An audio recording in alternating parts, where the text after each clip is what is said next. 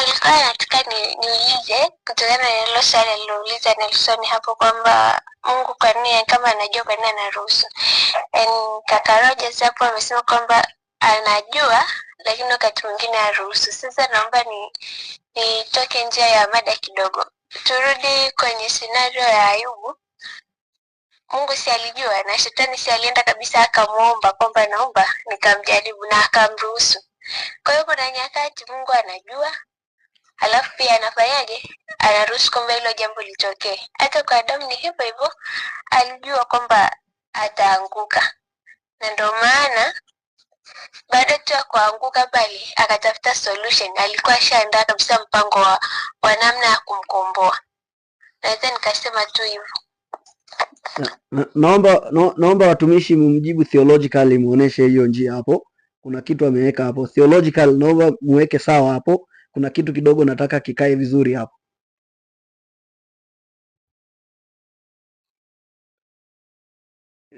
Karibu Roger, karibu Amani. Nataka kuna kitu dada amezungumza hapo kwenye kujua. Wakati mtumishi ulichangia ukasema kuanzia mwanzo Mungu aliweka kitu 1 2 3.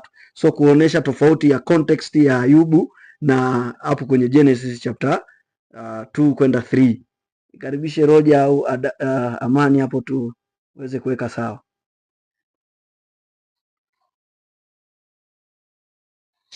Yes.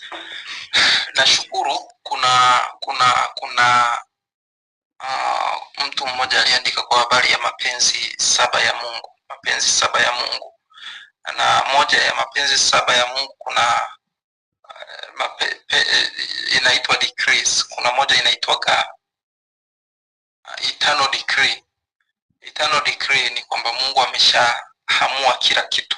Yuko top over everything. Anajua kila kitu kitakacho happen from kutoka umilele uliopita mpaka umilele ujao.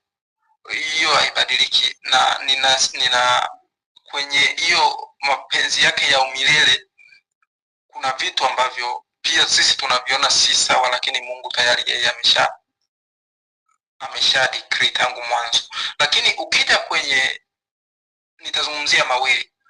Ila pili, kuna kitu kinaitwa permissive will au sijui niwekeje kwa Kiswahili, ila ngoja nieleze kwamba ni Mungu anaruhusu hilo jambo linafanyika. Na ukienda kwa Ayubu ndo tunakuja kukuta kitu kinaitwa permissive will. Na always permissive will sio destructive.